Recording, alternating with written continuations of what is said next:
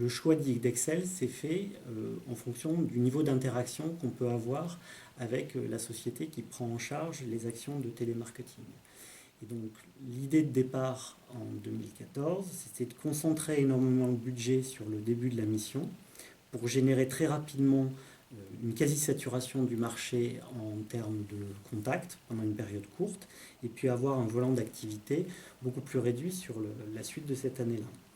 Donc sur la première année, on a eu des très bons résultats dans la mesure où on a eu notre premier client la première année qui était l'objectif pour la France. On s'est rendu compte qu'en concentrant le budget sur une période de temps courte, on passait à côté d'un certain nombre d'opportunités parce que les gens ont tendance à oublier qu'ils ont entendu parler de high freight au bout d'un mois et demi, 2 mois.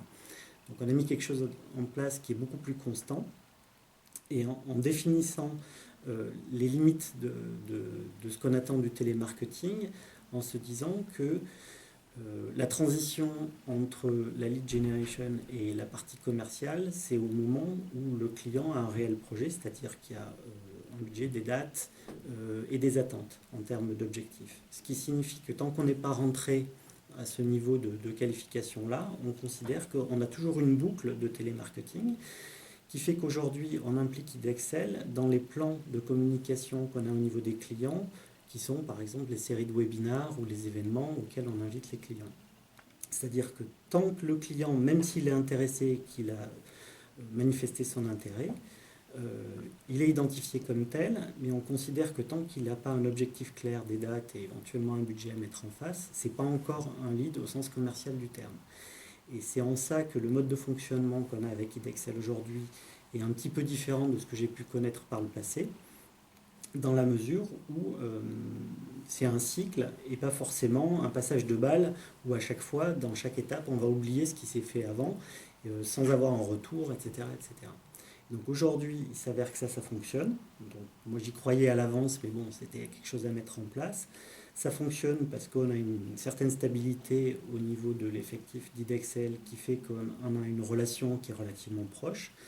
Et aujourd'hui, donc, on ressent clairement, en particulier depuis le début de l'année 2015, on va dire, parce qu'on a changé de mode d'interaction à la fois avec les clients, mais aussi avec Idexcel par rapport à ce qui est demandé, qu'on a une croissance qui est exponentielle en fait de l'intérêt des clients.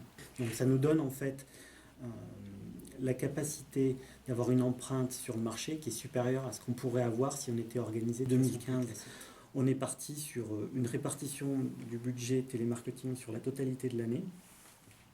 Et en fait, on s'est rendu compte qu'il y a un effet de décalage dans le temps qui est naturel, qui fait que ça a commencé à porter ses fruits au début des vacances scolaires, en juin-juillet, et que par contre depuis, en fait, on a une très très forte augmentation du nombre de nouvelles opportunités qualifiées, donc qui sont au statut que nous on les attend, où les clients nous disent oui on va faire quelque chose à propos de ce problème-là, etc. Qui fait qu'aujourd'hui, en 2015, on a ce qu'on appelle un healthy pipeline avec le terme anglo-saxon, c'est-à-dire dans les facteurs qu'on a par rapport à l'objectif commercial qu'on a, à la taille moyenne des deals et à combien on veut en avoir qui sont dans le dernier statut où on va savoir si on perd ou on gagne, on est très exactement au ratio qu'on cherche. Dans un premier temps, c'est lors des rendez-vous réguliers et physiquement, c'est-à-dire on se voit physiquement et j'assiste à un certain nombre d'appels, etc.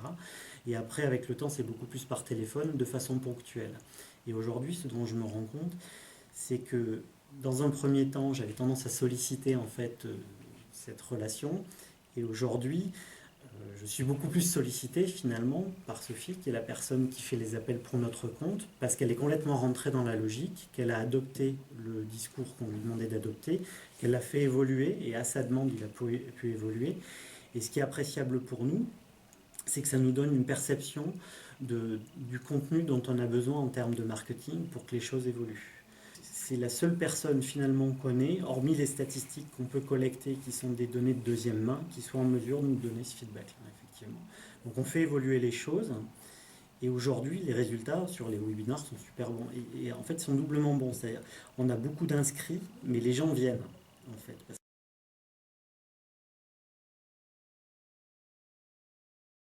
On continue ensemble en 2016. Bah ouais, on est reparti.